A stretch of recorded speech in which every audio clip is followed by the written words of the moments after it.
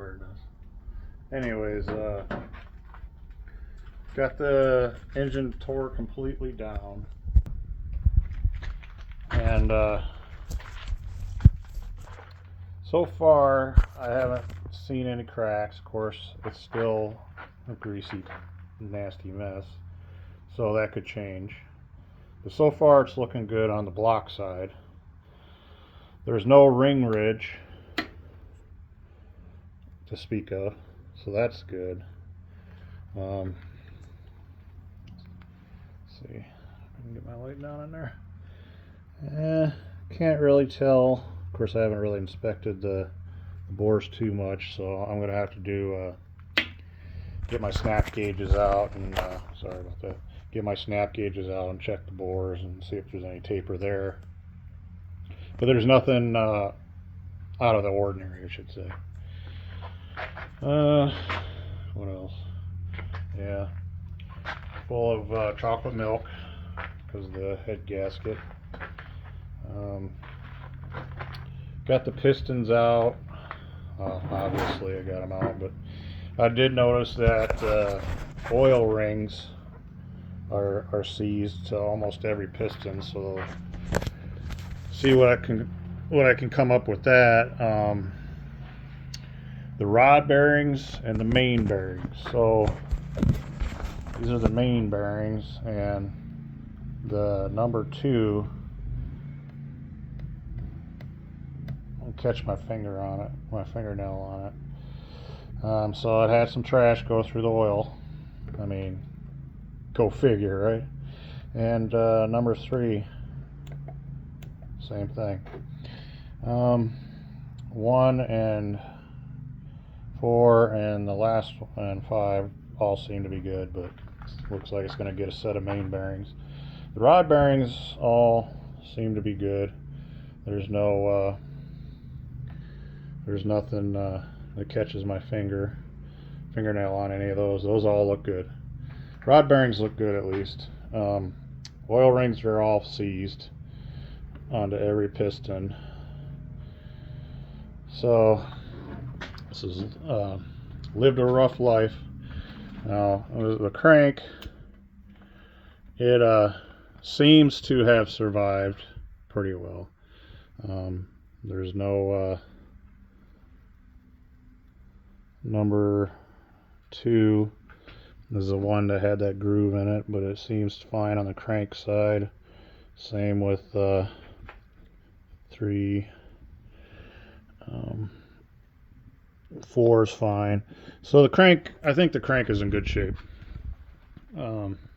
Just your standard cast crank, looks like.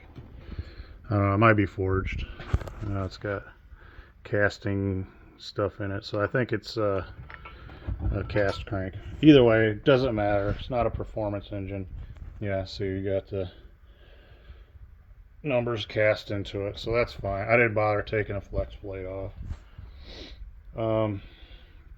So I'm going to clean that up, clean the block up. Probably going to knock out all the freeze plugs and core plugs, whatever you want to call them, and all the oil galley plugs. Probably take all them out. And I don't plan on sending this to the machine shop as long as I don't find anything detrimental or anything that is questionable. I should say it's detrimental, is going in the scrap pile. But cam bearings, they all look fine, so no need for cam bearings. And if it gets hot tanked, I'll have to replace those. It did take a little bit of effort to get the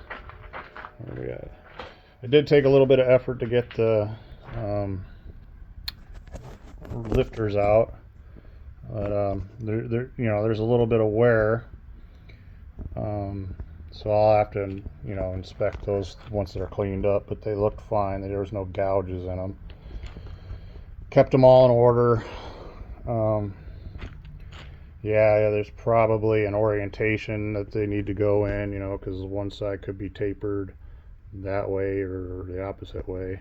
But I'm not going to get that critical on it. This is not going to be a performance build, and this is probably not how professionals would do it. They would probably send it to the machine shop and have it bored, and and have the crank turned, and throw a performance cam, and all the stuff at it. But I'm not doing that.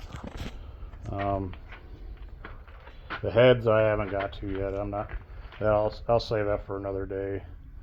The pistons, the top of the pistons have some. Well, this one's fine. This one looks good, but this is the one that had coolant in it. So, of course, they'll probably steam clean the top of that one. But most of them have carbon, a good little film of carbon on top. So. I'm thinking they're